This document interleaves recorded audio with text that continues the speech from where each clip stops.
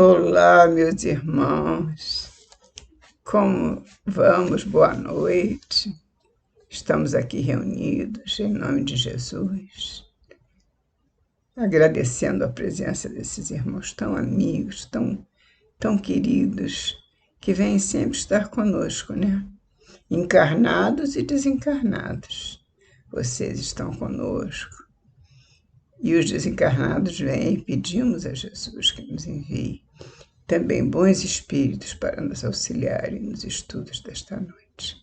Que eles nos ajudem, nos inspirem a levar uma palavrinha de amor, de luz, de bom ânimo a todos os irmãos, de realidade, de verdade, de luz. Que Jesus nos abençoe sempre, agora e sempre. Hoje nós vamos estudar da coleção Fonte Viva o livro Caminho, Verdade e Vida, que aliás estudamos na semana passada o mesmo livro. Do mesmo livro, outra lição, lógico. E hoje nós vamos estudar a lição denominada Além Túmulo.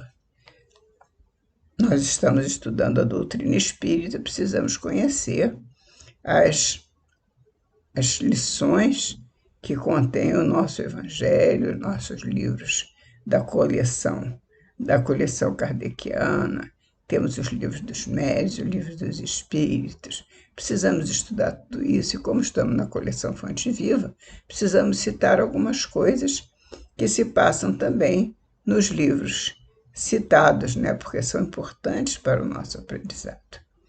Portanto, a lição denomina-se Além Túmulo. E se há ressurreição de mortos, também o Cristo não ressuscitou. Paulo, 1 Coríntios 15, 13. Paulo claramente diz que se não há ressurreição de mortos, também o Cristo não ressuscitou, por óbvio. Porque Jesus, todos nós sabemos, foi crucificado, morreu na cruz. Mas morreu o quê? O seu corpo. E o seu corpo, que estava na cruz morto, foi sepultado, enterrado, e depois ele ressuscitou poucos dias depois e foi visto por todos durante 40 dias. Ele ficou em espírito entre nós, ainda pregando, mostrando. E para começar, ele se colocou como um ser amplamente visto por todos, para que todos que viram a sua crucificação verificassem que ele não havia morrido. Ou seja, ele deu um testemunho que foi grandioso, como sempre. Jesus, tudo que fez e que faz é grandioso, e mostrou que ele havia ressuscitado, que, portanto, a vida continua, não existe morte. Ele nos provou, com a morte dele, a morte física dele, que não existe morte.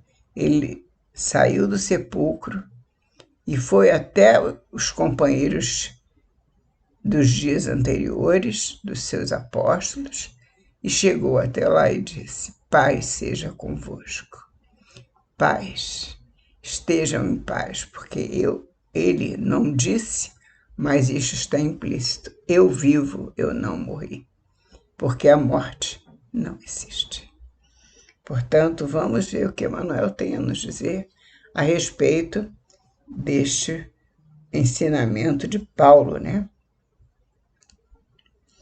Teólogos eminentes, tentando harmonizar interesses temporais e espirituais, obscureceram o problema da morte, impondo sombrias perspectivas à simples solução que lhe é própria.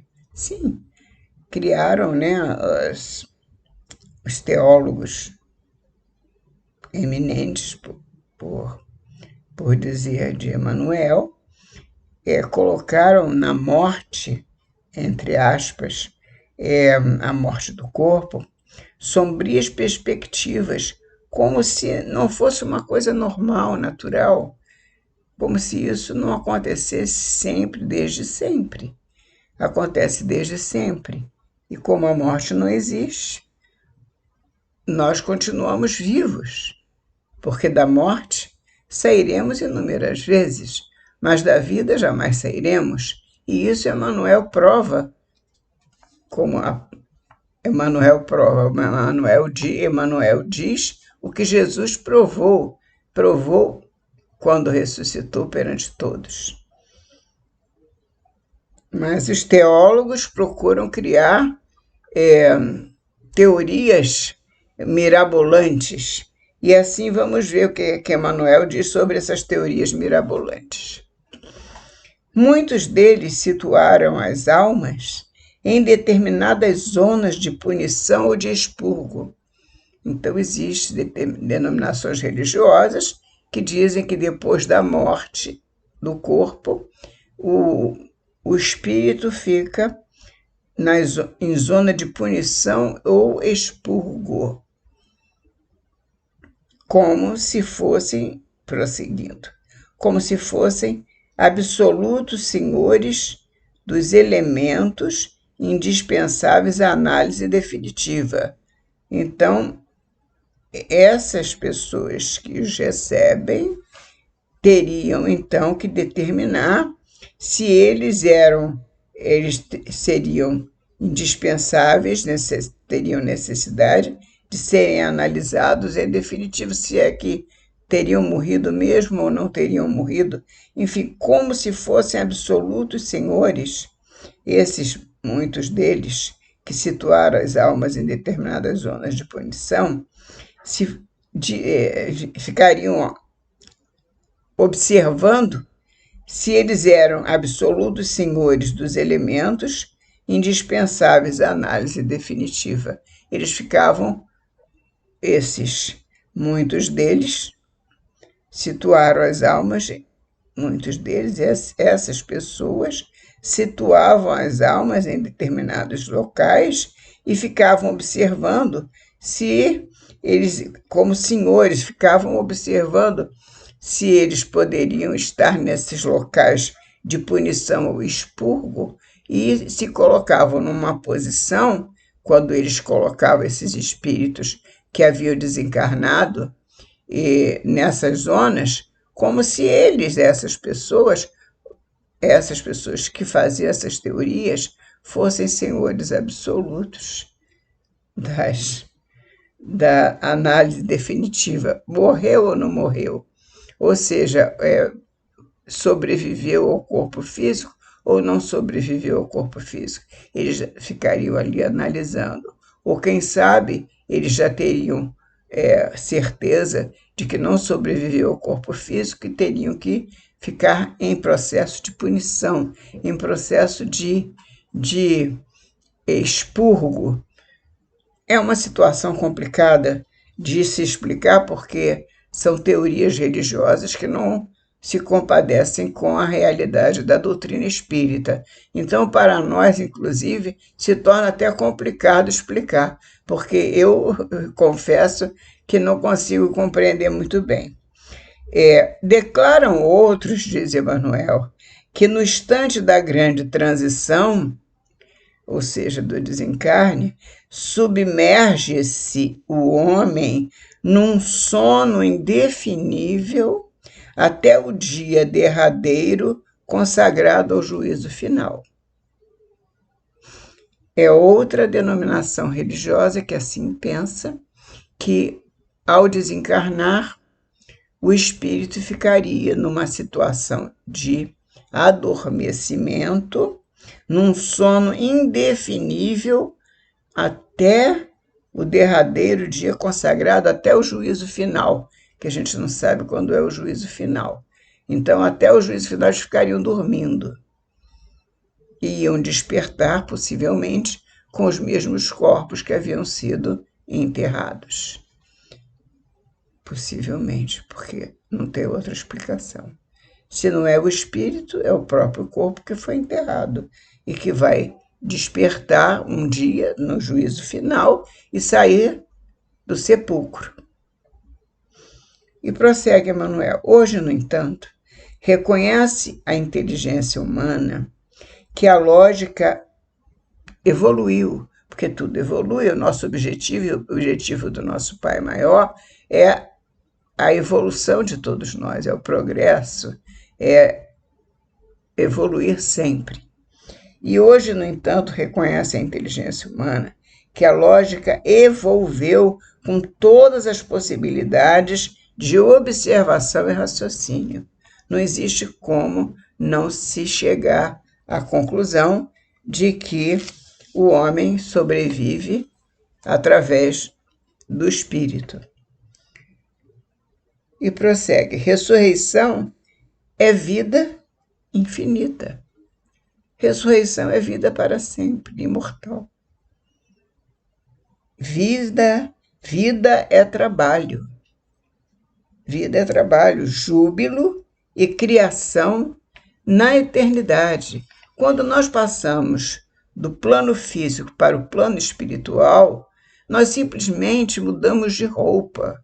Nós deixamos aquela roupa rota, estragada, cansada de tanto ser usada, digamos assim, e passamos para uma outra realidade onde nós não precisamos mais daquela roupa, onde sobrevive o que é o intrinsecamente nós mesmos, o nosso ser intrínseco, que é o nosso espírito. Ele sobrevive e trabalha e vive e tem vida, júbilo e criação na eternidade. Ele continua trabalhando, ele continua ativo, ele continua servindo, ele continua sendo o que ele sempre foi. Se ele não era santo, não se tornará santo de um dia para o outro. Se ele era bom, ele continuará bom, sempre progredindo, é verdade. Porque o progresso, ele não estanca no momento em que nós desencarnamos, ou seja, perdemos o corpo de carne absolutamente. O progresso é permanente por toda a nossa existência. E a nossa existência não termina quando o nosso corpo de carne já não pode mais nos servir. O progresso é lei da vida e ele continua porque a vida continua. Portanto, Emmanuel deixa isso bem claro. Vida é trabalho, júbilo e criação na eternidade. Prossegue ele. Como qualificar a pretensão daqueles que designam vizinhos e conhecidos para o inferno ilimitado no tempo? Realmente é muito difícil qualificar. O que é que nós vamos dizer daqueles que dizemos quando os vizinhos ou os conhecidos que partem e talvez não sejam pessoas muito boas, sejam pessoas ainda equivocadas, que eles estão no inferno ilimitado no tempo? Realmente é uma injustiça muito grande, porque todos nós um dia seremos anjos, nós vamos progredir até a angelitude, porque Deus nos concede essa graça de sermos espíritos eternos. Em nenhum momento Deus fez das suas criaturas seres para a extinção, ele fez as criaturas para sempre, ou seja, imortais, espíritos imortais. Nós trocamos de corpo e continuamos vivos. Como acreditar, diz Emmanuel? Permaneçam adormecidos? Milhões de criaturas aguardando um minuto decisivo de julgamento, quando o próprio Jesus se afirma em atividade incessante. Mas como ser isso? Como dormir aguardando um minuto decisivo, milhões de criaturas adormecidas, aguardando o juízo final, quando Jesus ressuscitou e disse: eu estou vivo, Pai seja convosco, eu não morri, não existe a morte.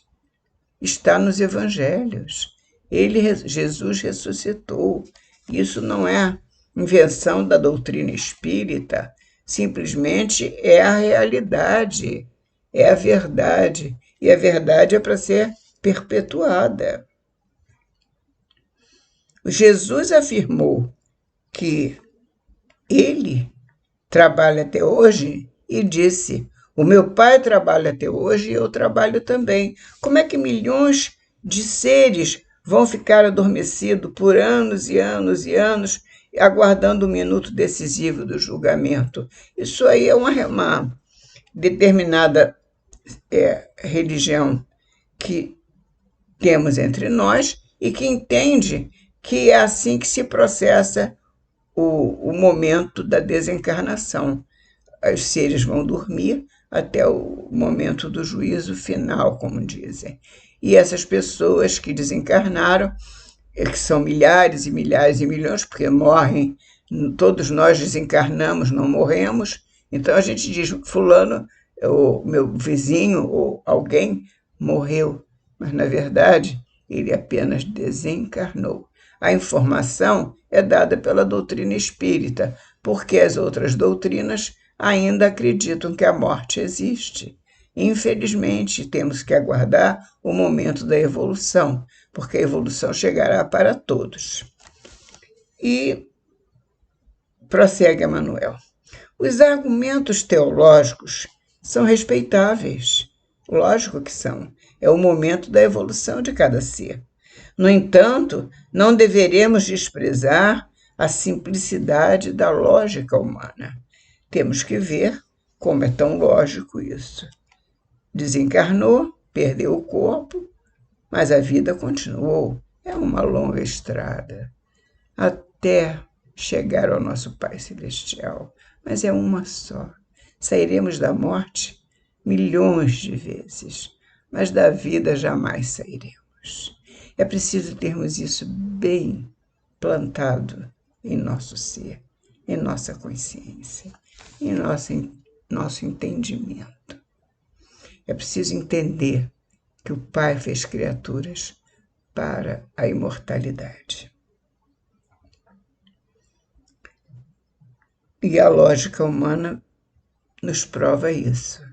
E Emmanuel prossegue: comentando o assunto portas adentro do esforço cristão, somos compelidos a reconhecer que os negadores do processo evolutivo do homem espiritual, depois do sepulcro, definem-se contra o próprio Evangelho. Sim, porque o Mestre dos Mestres ressuscitou em trabalho edificante. Jesus encontrou com Elias e Moisés no Tabor, no Monte Tabor, ressuscitado. Aqueles dois, Jesus ainda estava entre nós. Foi ao Monte Tabor na chamada Transfiguração, contam os evangelhos, e apareceu a eles dois irmãos que foram ali encontrar com Jesus numa reunião lindíssima, numa reunião espiritual, em que Moisés e Elias, já desencarnados, estavam presentes na reunião e dois apóstolos que acompanhavam Jesus assistiram à reunião. Portanto, a morte não existe, porque Moisés e Elias vieram muitos e muitos anos antes de Jesus e, no entanto, estavam ali, presentes no Monte Tabor, conversando com Jesus. A morte não existe, está nos evangelhos.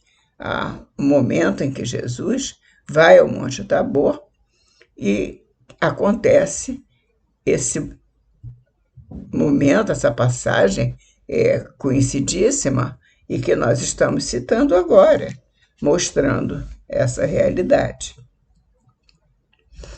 Portanto, somos compelidos a reconhecer que os negadores do processo evolutivo do homem espiritual, depois do sepulcro, o processo evolutivo do homem espiritual depois do sepulcro, definem-se contra eles mesmos, né? Definem-se contra o próprio Evangelho. O Mestre dos Mestres ressuscitou em trabalho edificante, como nós citamos agora.